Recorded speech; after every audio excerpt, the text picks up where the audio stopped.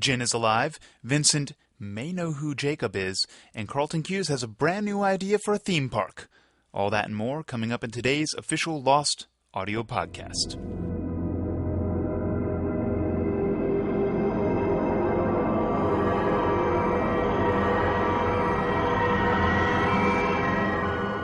Hello, everyone, and welcome back to the podcast. We're here today with executive producers Damon Lindelof and Carlton Cuse to talk about last night's episode, The Little Prince, and drop a few hints of information about our upcoming episode entitled This Place is Death. That episode airs on February 11th at 9 o'clock, followed by a new episode of Life on Mars. Just a quick note, if you want to hear more about the return of Jin, you can catch actor Daniel Dae Kim in our video podcast, also found at abc.com, which is also a great place to go and submit your questions, wacky, insightful, and challenging as they are, for the audio podcast so that Damon and Carlton can peruse, make fun of, and yes, possibly answer here on the audio podcast.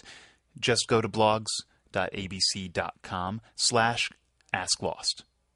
Here now are Damon and Carlton.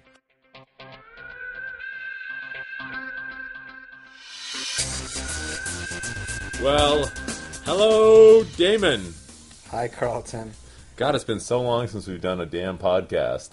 I can tell by your fervor. I'm excited to be actually back in the podcast business. Can you say damn on a podcast? You can. All right. You can. We have that's our rules. I It's don't our want podcast, and we can say damn if we want to. Anybody to withdraw sponsorship, considering.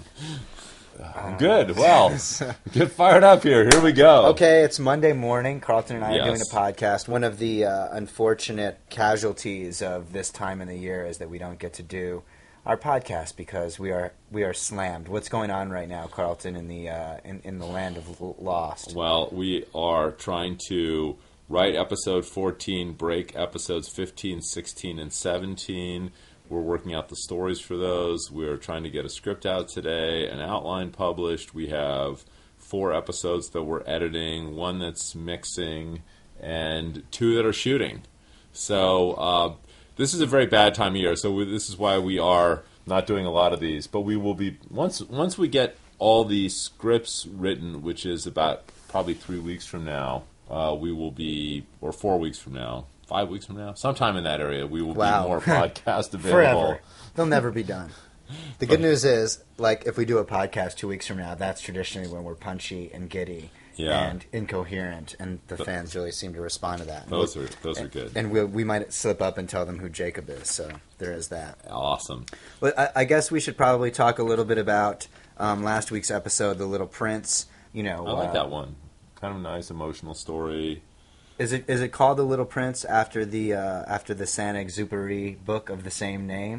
I would think that'd be a fair guess. All right, Absolutely. well, for those people who are curious as to that title, they should pick up that book. Yeah, and for me, the scene where we see Sawyer observe Kate helping Claire give birth, that's a cool scene in the episode. I think that was my favorite moment. Obviously, one of the questions that we've been asked a lot since the island started skipping through time is, are the characters going to experience each other or themselves? And we did feel like there was one cool opportunity on that night.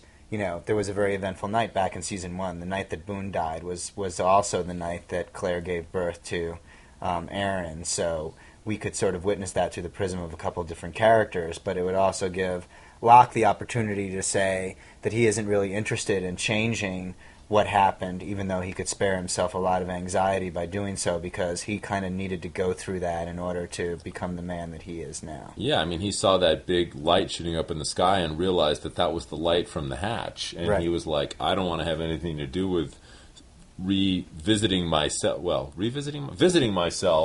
on pounding on top of that hatch lid. He's kind of, I guess, enlightened enough to realize that he had to have that whole range of experiences to get to the point where he is now. And I think people are probably wondering why Sawyer didn't shout out to Kate as he watched her giving birth to Aaron, and the answer to that one is he just didn't want her to drop the baby. I just sometimes the simplest answer is the best answer. And the big development, obviously, at the end of the episode, the one that hopefully has really sort of made people very excited for this week's episode, of course, is that Jin has been out there floating in the water, and every time the sky lights up for him, he's transported along with the island because he's inside the boundaries of whatever this skipping effect is. However, he hasn't really been privy to the fact that it's traveling through time because the ocean kind of is the ocean. Are the fish underneath Jin transported through time? That's an excellent question, and will be answered on Lost Tales, our new animated spin-off about the fish surrounding the island, coming to you from Disney next season. Let's do that show. That's Tales, Tales, just so you know. Nice. That's fantastic. Either way, Jin has now been picked up by a gang of French folk. Yes. And was that Danielle Rousseau? She says that her name is Danielle Rousseau. She's much cleaner and less crazier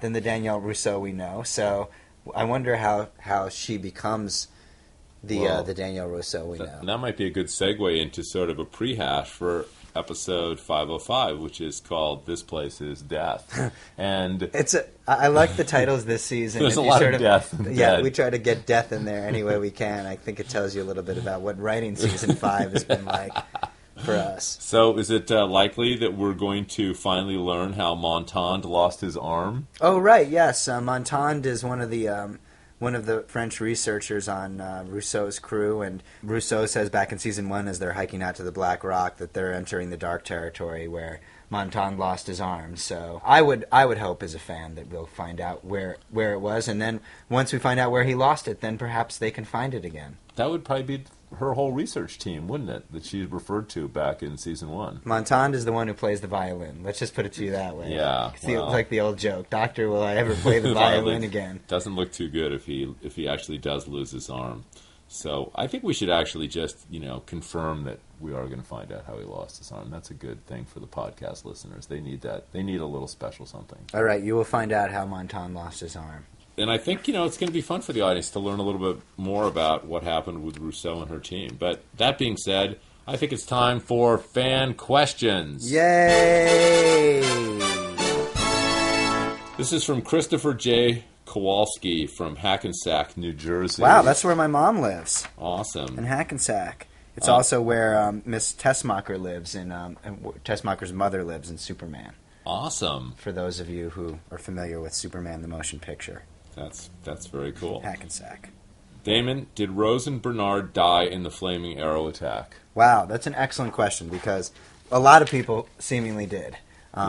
Pretty much most of the socks. I think that's a good question to be asking, and one that we shouldn't definitively answer here, Carlton. All I would say is if they died as a result of a flaming arrow attack, I think we would probably show that moment. So I think of all the questions that we're going to be asked over the course of Season 5, the one that we're going to get asked most often is, where and when are Rose and Bernard? I don't actually think that's the question we're going to get asked the most often. I'm trying to divert away from the other questions. I feel like there will be about 10,000 time travel questions for every question about Rose and Bernard. All right, well, we answered that one. They did not die in the flaming arrow attack. Good. I think that's good for everyone to know. My first question for you, Carlton, is from Kirsteny from Larkspur, California.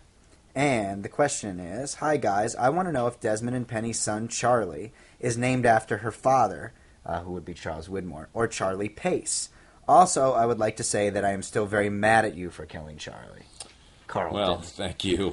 Sorry for that. Yes, I think Charlie Pace would be the more reasonable assumption as to who he is named after.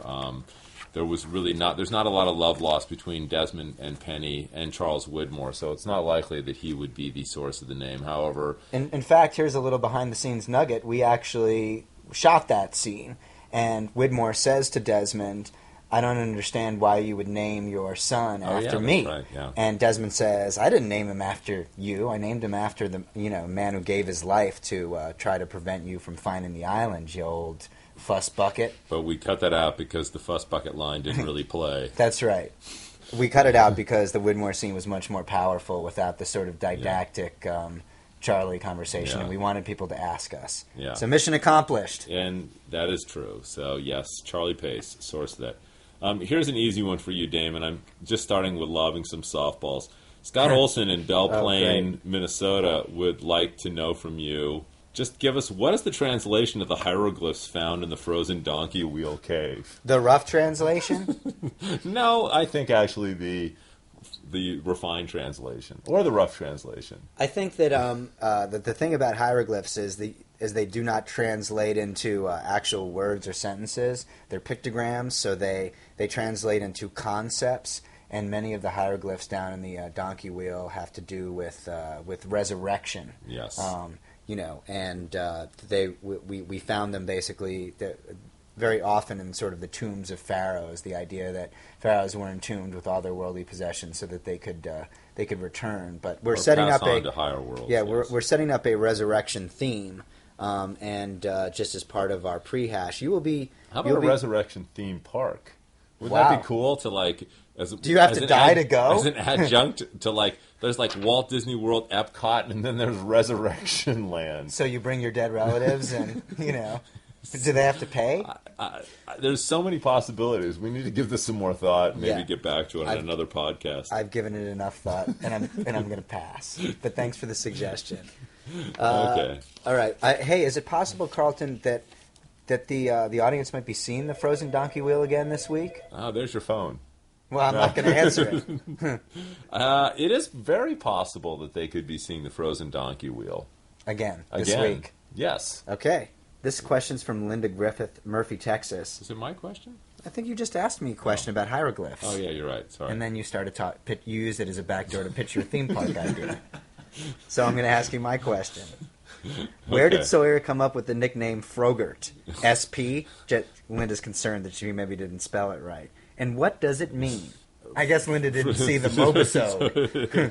There is a Mobisode, probably to be found somewhere in the deep bowels of the internet, which features Bowels being the operative word. which features Frogurt. One of our writers, Eddie Kitsis, has a certain obsession with Frogurt, or Neil as he's known, and Eddie has got this amazing ability to sort of delve into the deep details of absolutely minor characters. Not even minor, but I would Characters say that don't characters even that no one exist. else really cares about other than in Eddie's brain. But he somehow wills them into life. So he had this idea for Neil, who was one of the Sox who owned a frozen yogurt stand back in the United States, and The origin of Neil, I think, was back in season 2 in SOS, when basically Bernard is putting these letters on Rocks the out rock. on the like ground, Hurley yeah. basically just says, everybody's saying no, even Frogurt, the right. guy who makes frozen yogurt. So they knew that there was a guy named Neil, and he had a frozen yogurt stand, and so they just called him Frogurt. And then for all the fans who are just dying to... Who is this guy? I need to know more about Frogurt. Even after Nikki and Paolo, we really need to know who these other socks are. And by fans, Eddie. Right. Eddie was like insistent that we had to put Neil on the show, and then we did the Mobisode, so that kind of gave Neil an entry point. Right. And then once he was in a Mobisode, then it was like, hey, let's put him in the show. So that was how Frogurt came into existence, and we needed someone to kill, Right. and we didn't want it to be Rose and Bernard. We're basically like, what's an awesome way to die? It's a flaming arrow in the chest, and it would only be fitting if your name is Frogurt and your power is frozen yogurt. What's your enemy, Carlton? Flaming arrows. It's so self-evident. And there was no way we could just have a bunch of flaming arrows just shoot at random people. We needed that 10 seconds of identification and deep bonding with Frogurt before he took the flaming arrow. We were hoping the audience would go, this guy is so annoying, I really wish he would, and before they could even finish their sentence, Flaming arrow. flaming arrow. That's good. Sometimes I wish Okay. I'd get shot by a flaming arrow. Here's another softball for you, Damon. Yeah, okay, Carlton. Who was Benjamin Linus, and how did he get into the position he is in? Wow, that's a very... That's Carrie Schumacher from Washburn, Maine. She's like, just explain it to me. All right, I'll You break know it down what? for you. Benjamin Linus, here's what we know about him. He was Okay. born in the woods in Portland, Oregon. This guy, Horace Goodspeed, happened to be hiking through the woods with his friend Olivia. No, Wow. it just feels like it needs some music while Okay, you're telling and his story. then as a result of this association, Ben's father, Roger, years later would be invited to become a janitor in the Dharma Initiative. He brings young Ben there. Young Ben starts to see his dead mother on the island. He runs into Richard Alpert. A friendship is struck up. And then we don't know anything beyond there until he became the leader of the others. Is it possible, Carlton, that this season we will start to fill in some of the missing gaps between that moment And the moment that we come to know Ben as the leader of the others. Yes! Excellent. I hope so. That All was right. great. That was really great. I do watch the show on occasion. I think Carrie should be very happy. All right, well, I actually do have softballs for you, Carlton. This is Yeah. from Ricky H. in Jasper, Alabama. Yeah. The bird in the season 2 finale that flew over Jack, Kate, Sawyer, Michael, and Hurley's head screeched, "Hurley!" as it flew over. Is that going to ever be answered? Or will it be a question, much like Libby's past, that you probably won't have time to be answered? I wasn't aware it was a question, but clearly... Wait, they forgot the plane. They forgot what's the story with Kate's plane. Yeah, I all mean, right. you know, That's that right. should be on the question, too. All right, so will we answer the question, which is not a question? Will we see the Hurley bird again? Did it say Hurley's name? Why is it there? What does it mean? When did it become the leader of the Wow. others? Carlton, answer now, definitively. Here's- Ricky H. needs to know. Here's the thing, like, it would actually give me...